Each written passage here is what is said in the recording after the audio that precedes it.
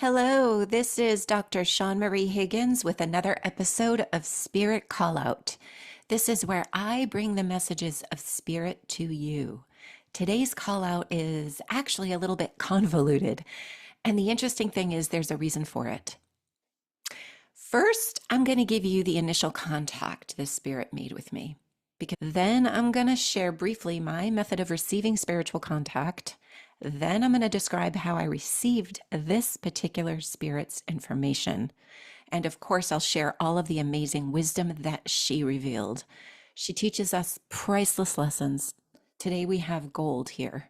We are given so much wisdom. I hope you stay listening to the entire episode. She didn't say so in our contact, but this spirit certainly is, to me anyway, a valuable spiritual teacher. So first of all, if your name is Erica McDonnell or McDonald or O'Donnell, McNeil, O'Neill, something like that, then this message is for you. So on the morning of September 16th or 17th, 2025, just a week ago maybe, or even less, upon waking first thing in the morning, in my left visual field, I clearly saw an elderly, heavyset woman standing and trying to walk very slowly with a walker. And she spoke loudly and clearly the name Erica McDonnell or McDonald, O'Donnell, McNeil, something like that. And the interesting is, in the moment, I heard it very clearly. There was no doubt about what the last name was. However, if I had written it down right away, there would be no question on the exact last name. But since I was in a sort of alpha state of consciousness, and although thought about writing it down, I wanted to remain relaxed. But this just goes to show you and us all how important writing things down in the moment is and how important journaling is. I was even given the telepathic concept by another source of energy, probably one of my guides, in that very moment, that I would have difficulty recalling the exact last name if I didn't write it down at that moment. Instead, I repeated the last name in my head several times. Now, I've also described to you in previous episodes the importance of journaling, because it's not that we aren't given the information clearly. I don't think I've ever had information given to me as clearly in any other dimension or setting as I have from spirit to me. Spiritual communication is crystal clear. It's without any kind of description. It's without emotional attachment. It's without any extra baggage. It's clear, immediate, stark, pulsed as a very powerful concept. The issue is bringing that clarity from the spiritual world into the physical world. And it's easy to do in the state that I have learned to be in order to receive the spiritual contact. My growth now is going to be learning that I can transfer between brainwave frequency states of consciousness, let's say from alpha to a low beta, like a low full waking state, and still retain that information and go back and talk to the spirit. I already am in the low beta consciousness anyway, because I'm able to look around the room, think about breakfast while spirit's talking to me. But there's this other underlying relaxation that's present at that time of day for me immediately upon waking that isn't once I start getting up and moving my body around. So the issue is not that she was not clear with what she said, it's that I did not write it down immediately. If I had, I would have been no question, but it's close enough. I felt the letters LD, definitely M, McDonald, O'Donnell, McDonnell, something like that. But this is for you. If you're Erica, this is for you. She's giving me grandmother energy. I feel that she is the grandmother of Erica, if not biologically. She had taken on that role or was seen as grandmotherly by Erica, or she saw herself as grandmotherly to Erica. She appears to be an elderly woman standing with a walker, trying to walk and doing it, but very slowly. She is dressed in a skirt, maybe compression stockings, a sweater cardigan. Hair is gray or white gray. It's up somehow in some style, a bun, but it's not very neat, not super neat. She is shown to me as a whole person from head to toe and in color, but with a dull hue. Everything is light colored, not as pastel, but more dimmed and dull. So it's a dimmed, dull color. This indicates to me that she is a low energy in the moment, or she's showing herself to me as she was seen by Erica at the time of her death or shortly before. It feels as though she knows she's declining and had been possibly declining for a while before she passed away. Now, if you've tuned in before, at the beginning of my podcast, I briefly explained my process of receiving messages from Spirit. When I wake up first thing in the morning, Spirit or some spirits come to me and share communication in some form.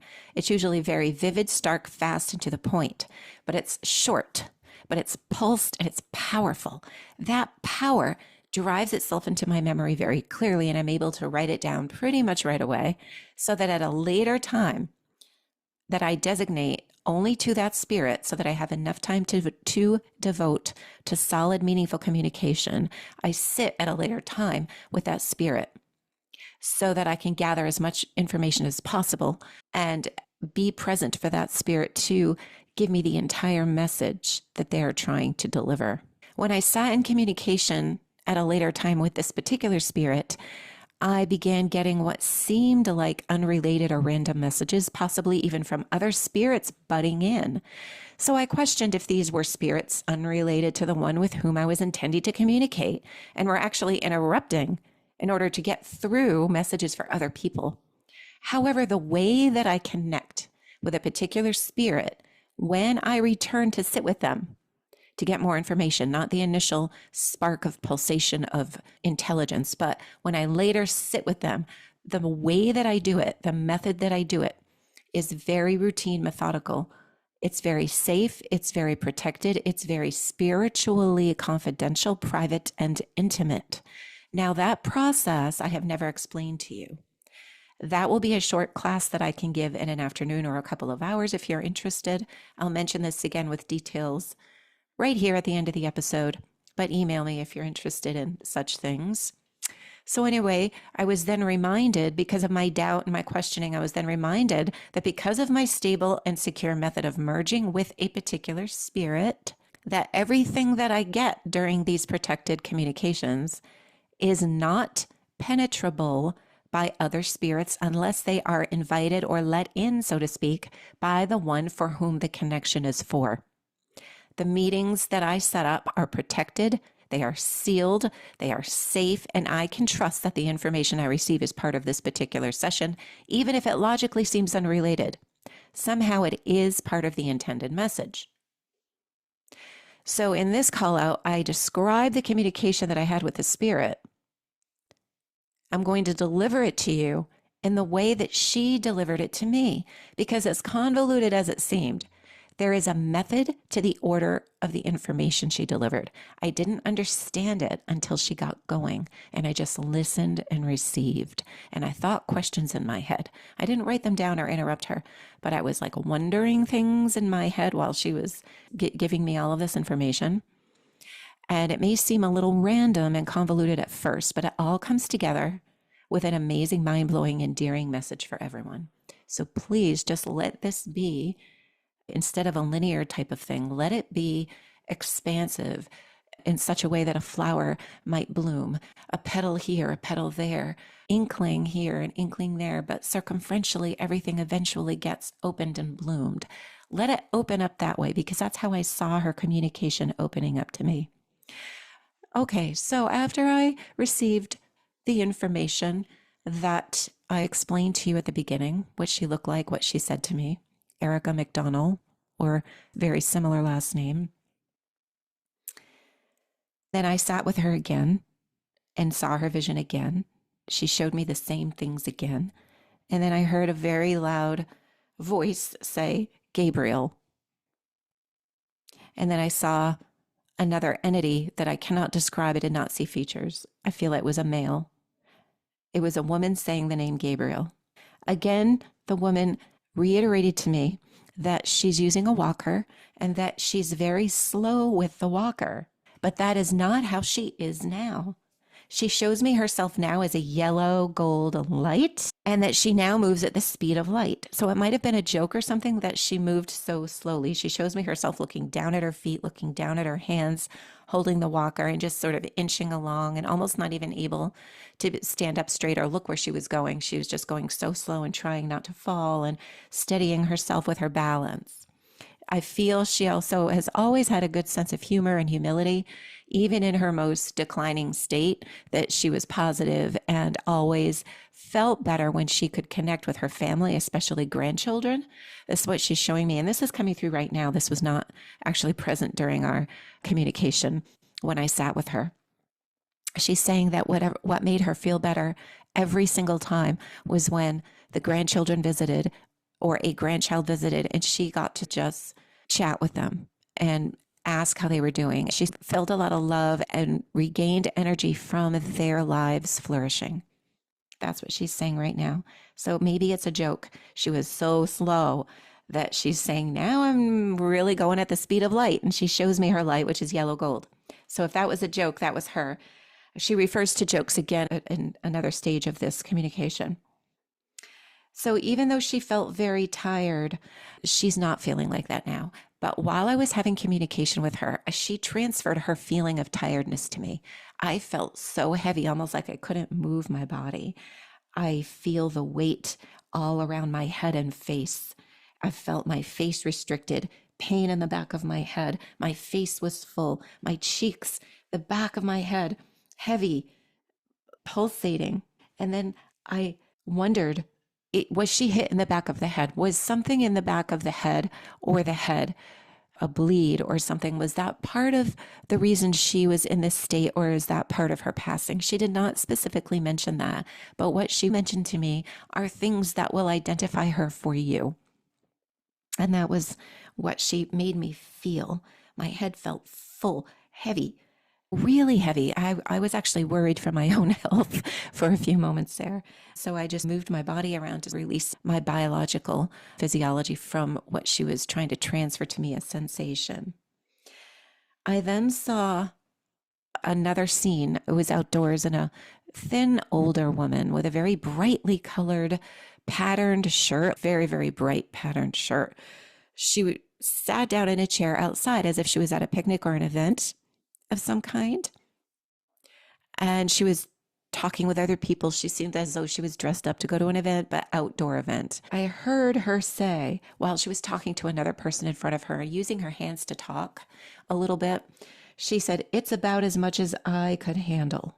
That's what she said. She was in good shape, this woman, walking upright, beautiful posture, very healthy looking for an older woman who could be in her 70s or even older.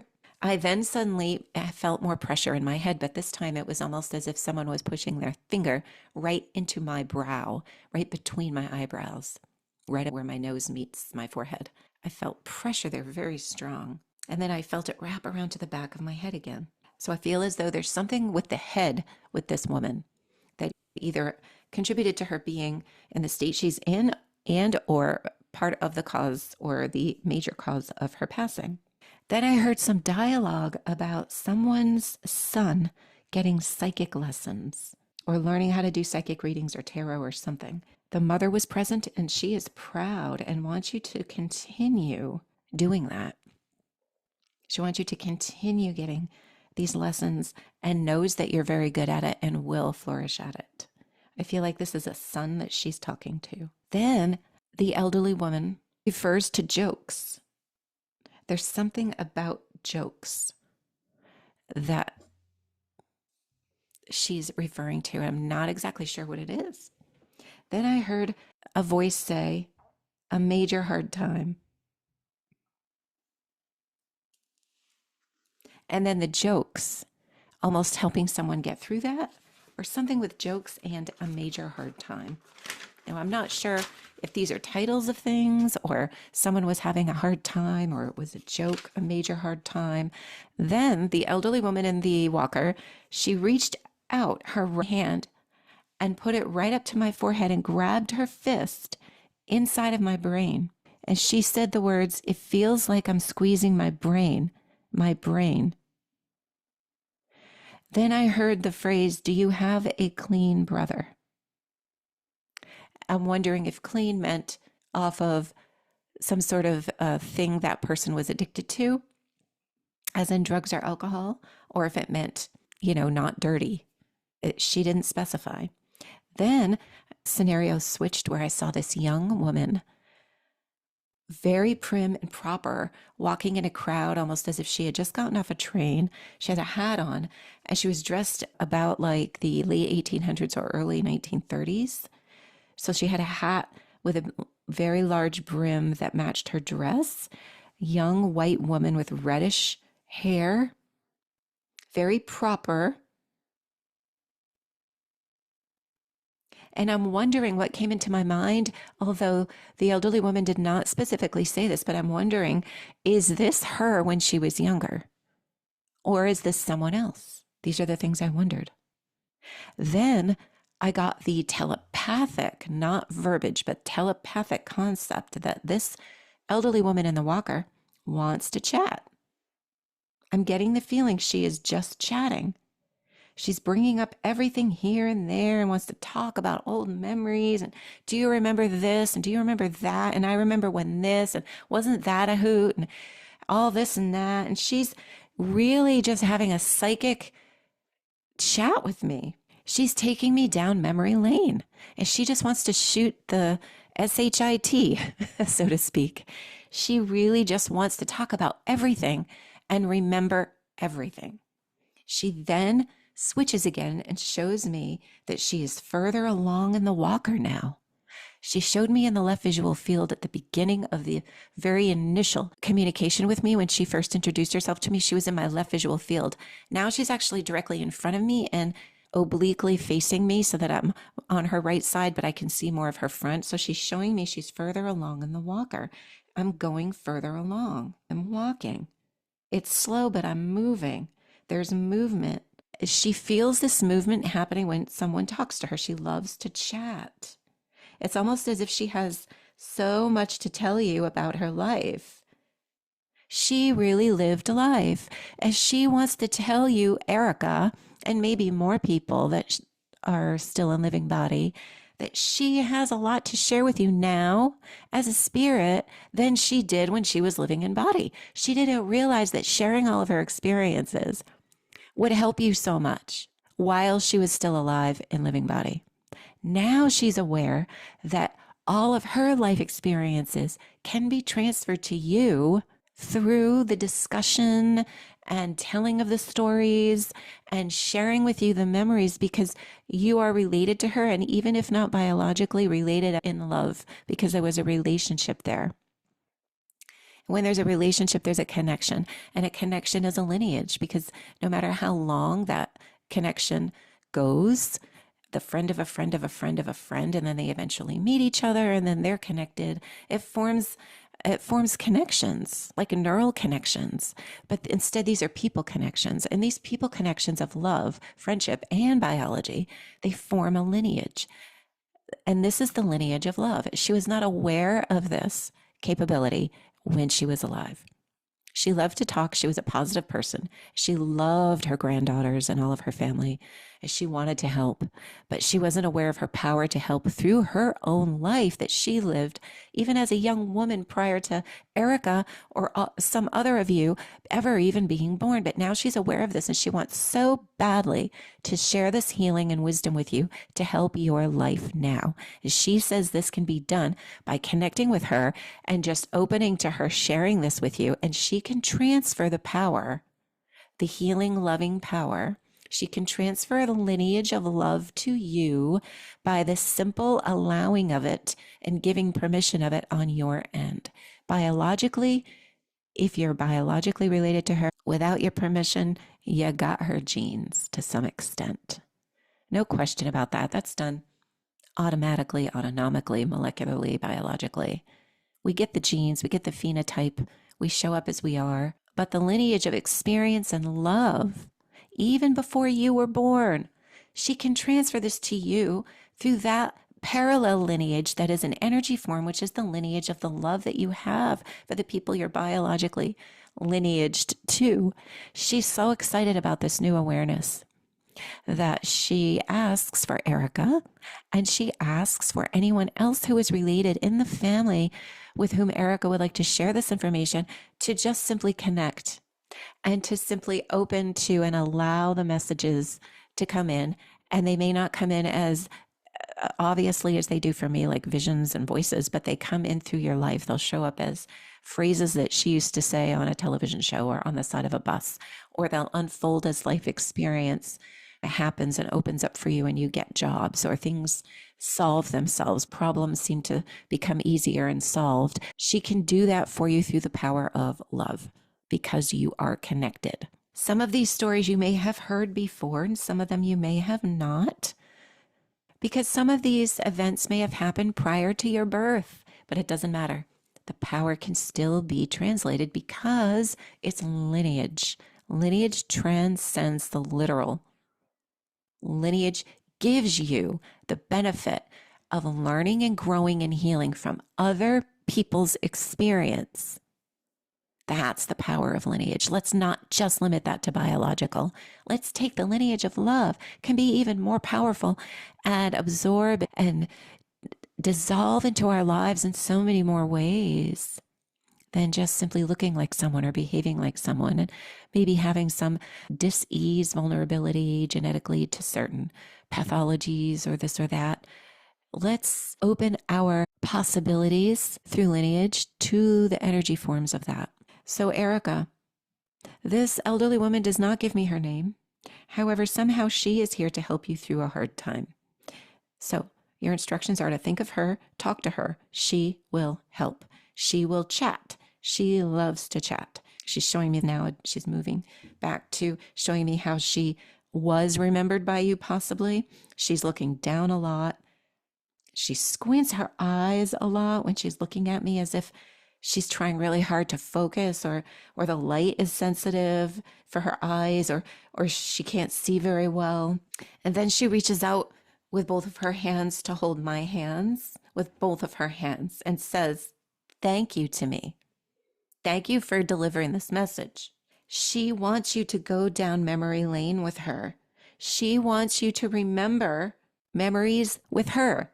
There is so much wisdom retained in the memories of circumstances and events that you two had together. And those memories that you can remember and recall on your own, and you know they happened because you were there and you're remembering them, those open the portal, the vortex, to the memories that she had without you present or before you were even born, or the memories that she has as a spirit more recently, for which you weren't present because she had already passed. Memories that we have with other people in physical form are the portal to those people's, to that individual's memories of their whole life before you and then ahead of you, meaning after they pass. So this is lineage. Just like we carry genes from ancestors that we've never met, we can also learn through that connection as well. And that's what this is opening up. We have the benefit of healing from memories of the loved ones, of the loved ones, of the loved ones, of the loved ones, the memories of the memories of the memories of the memories. It's a lineage. But we start with remembering something that we actually were present for. And that is the portal. The key here is when you open up a memory like that, it could be positive, it could be negative, it could be felt as pleasant, or it could be felt as unpleasant. The key is to, and I can say that pun intended, the key to making the memory healing no matter what quality it felt to you during its literal time of happening as circumstance, as materialized form on this earth, no matter what quality of memory you would have classified that as during the circumstance. The key to unlocking its healing potential is to see the beauty in all of it. If it was a pleasant memory, remember it as gratitude. Wow, that helped me so much. How did that help you? It helped you feel loved. It might have helped you feel important. It may have helped you feel like you were helping someone else when you showed up for grandma, this elderly person, or whatever situation it was. And this information is for everyone, not just Erica. If this was an unpleasant memory, then what did it teach you? Can you feel that pain again, or remember the pain? Just remember the pain and say deliberately, this pain, I will use this pain as an opening to release it.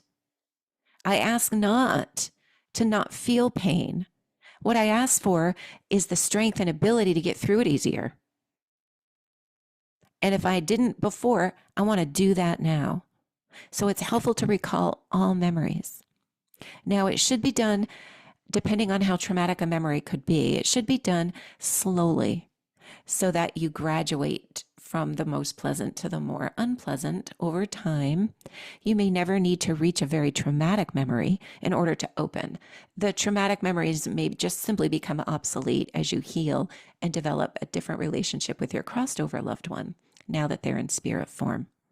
And that's the next thing I wanted to go over. The lineage of love is still a lineage where we're always connected to someone. The biological lineage, although we get things passed down via genes, we don't see the person as still present. They are a past biological being that has passed away and is now physically no longer here. With the lineage of love, the being is always here. They just transfer form. So now what we have the opportunity to do is to reintroduce ourselves to this person or animal that we knew in physical form. Let's get to know them again in spirit form, because just this contrast is so educational, and it's brave, it's courageous to do this. Many people believe, and I'm one of them, that we come in as physical form from being a soul, and we get to pick a little bit, or maybe all, who knows? I don't ever really know. But the thing is I don't have any memory of that time. I don't have any memory of my loved ones from the time I was a soul. The only time that I know how to get to know them in spirit form at this point, until I cross over, and then we'll all remember everything. But in physical form, my only option in order to remember them in spirit form somehow is to get to know them after they've passed over. They're still here. They have the same personality. They have the same soulality, only it's now more expanded. They are now wise. They have better perception of what these memories were and what they can give us and how they can heal. They have better insight. They have better hindsight in spirit form. They have more to share about what they experienced in physical form. And they have more to share about their memories of what occurred in their physical form now that they are spirits. So we can remember something that happened in the past while we're still in living body. It's another thing to then pass away and remember that event as a spirit, because you're remembering something that crosses dimension. In doing that, it changes the quality of your perception of what happened. That's what this elderly woman wants to do for Erica, and that's what she's teaching us to do here. Now, this is just a very tip of the iceberg, kind of introducing these topics that will end up in my book. She reiterates now, there is so much wisdom retained in the memories of her and her memories of her. She is now in the form that allows her to transfer her memories and her life experience to you, Erica. She knows she has this power and is so excited to use it. When loved ones pass away, when any physical being passes away, this is coming from the elderly woman now. When they pass away from physical into spirit form, they have this ability through the lineage of love, through lineage, because they now exist in a form that is the same as the form of the memory, which is energy. This is a lineage from knowing her. It doesn't have to be biological or genetic. She reiterates that again. But it's the lineage of the love, of the relationship. When we love others, we form a harmony with them. The two vibrations dance together through life. And in some ways, this is the DNA of love. Not molecularly, like double helixing of DNA, strings of amino acids, but lovingly through entraining the DNA strands. They blend, they helix around each other, creating a double helix. Each love for the other is a strand. It's a strand of energy particles, which becomes a wave. It becomes a vibration. It becomes a frequency. These frequencies then double helix. Now, this is information that is being given to me right now by, I believe, my spirit guide. And I've never heard it before. It's not in any other literature that I've ever seen ever. So this is incredible, amazing information that we're getting here. So when two people love each other, each one's love for the other is a strand, and it is unique, just like DNA is unique. No two people or beings or anything have the same DNA. So our love strands are unique. Our frequencies are unique. These love vibrations blend through the phenomena of entrainment, and they harmonize. You can think of it as a harmony because it's frequency, which is technically how we could consider sound. And through the phenomena of sympathetic resonance and through the phenomena of entrainment, the two strands harmonize. This is a higher level of the two's relationship together, whether biological or not, whether it's friendship, whether it's an adopted child with an adoption parent or whatever. It transcends biology. This gives us the benefit of receiving and giving love with the quality of the biological relationship without having that biological relationship. This level of lineage transfers all energy elements of what the two of you had together to actually affect your health and your life once one has passed over and been in energy form.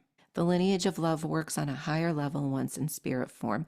Thus, she can transfer this to you now. She couldn't do it before because she didn't have the insight. She had to have crossed that bridge and looked back down memory lane from the form that the actual memories are in. Once she became in the same form as the memories, energy and energy, even if they're different densities, they're still in etheric form. They're still more easily understanding each other. The memory is understanding her. She's understanding the memory. And the two can interact and blend much easier in lighter density. And she is able to direct and guide the power of the memory to her healing and pass it on through lineage to her family members' healing. And today she is emphasizing Erica. So she was holding my hands, both of my hands with her hands, standing in front of me, and is telling Erica and all of us that if you imagine your loved one, relax and imagine your loved one standing in front of you in spirit form. Hold out your hands and let them put their hands in yours. Hold both of their hands and look in their eyes if you can. And just ask to share memories and recall, be the first one to recall the most pleasant memory you have with that loved one who is now crossed over. The most pleasant memory you have with them will recall to you the same biological cascade in your body that was triggered at the time it actually happened. For example, if you were having a fun time with someone and you started laughing uncontrollably because of a joke or something happened, and you remember that as having so much fun, you were laughing. Laughter and joy triggers a whole cascade of healing by way of shifting neurotransmitters and boosting immunity, sending a whole cascade of anti-inflammatory molecules through the whole body. It's so healing to feel joy, happy, and laughter is like the pinnacle, the apex of joy. That's our body's biological, physiological expression and highest merging with an emotional feeling of joy. Laughter is the music of our joy because it's the rhythms of all of the things in our body together. The spasm of the diaphragm in rhythm with the breath, in rhythm with the blood pumping, in rhythm with the heart, in rhythm with the voice phonation that we make when we laugh. Our voice is a signature sound that is unique, just like our DNA. So is our laugh. You can tell someone's laugh. You can identify someone by their laugh, even more so even than by their talking voice. But if that was something that was incited in this memory, and all of those healing events were happening in your body at the time the event occurred, that re-triggers those same cascades of healing in your body now. You may not feel them literally as intense, or you may, but they're still happening. When you hold the hand of spirit, you're crossing dimensions. You're holding physical hands with spiritual hands, and then you're sharing a memory that you had with this person, your physical and their spirit. So you're creating another human to spirit or physical to non-physical bridge, physically with your hands, and then through love with the recollection of the memory. So that's another bridge you're connecting at the same time that you're connecting your physical and non-physical hands. And this will open the power of their love being transferred through your life. And it may come in many different forms. She says this is possible for everyone. Hold my energy hands for now. I share the awareness with you of the lineage of love. So Erica, hold her hands facing you. Hold her hands in yours. That's all you have to do. She will transfer her memories, her learning, her lessons, her new awareness since passing and crossing over with you.